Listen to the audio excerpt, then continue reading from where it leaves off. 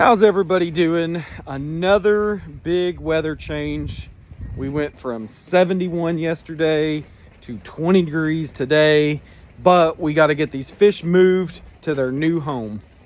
So we already drained this pond and we have a retention tank set up in the trailer, and we're going to get these fish moved into that tank and taken over to their new home where we can acclimate them and get them set up. All right, we got to get to work getting these fish moved because we do not want to waste any time today.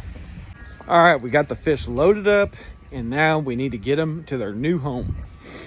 So thankfully it was only a 7-minute travel time over to the new property, and we are going to slowly acclimate these fish to their new environment by mixing the water together. We are simply pumping water out of the pond that's been cycling. We're going to bring the temperatures to the same, which should be pretty close. We just want to be extra careful. So if you haven't been watching our videos, I'm going to show you the pond that we just completed to put these fish in.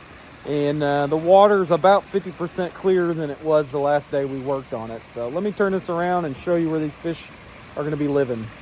So this is the koi pond that we just wrapped up about a week ago and got water in it and got it running. It's the dead of winter, so we don't have to be too careful with the cycling process, but the water is getting nice and clear and looking good.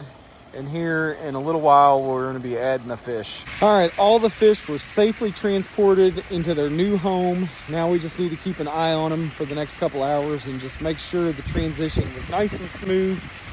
From my experience, everybody looks nice and happy swimming around. We were trying to be real careful because we didn't want to shock anybody with the temperature differences, but pond to pond, the water was pretty much the same. If you've made it to this point in the video, you're probably thinking this is a terrible time to move fish. It's super cold and windy out, and you couldn't be further from the truth. I prefer to move koi when it is cold out because it is actually, in my opinion, easier on them.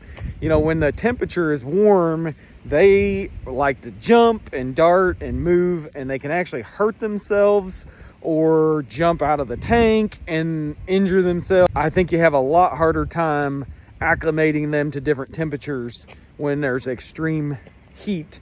So we actually prefer to move fish when the weather is cooler because it is a lot easier. They're dormant, they're in their hibernation trance, so we move them from one space to another and they don't even realize what has happened.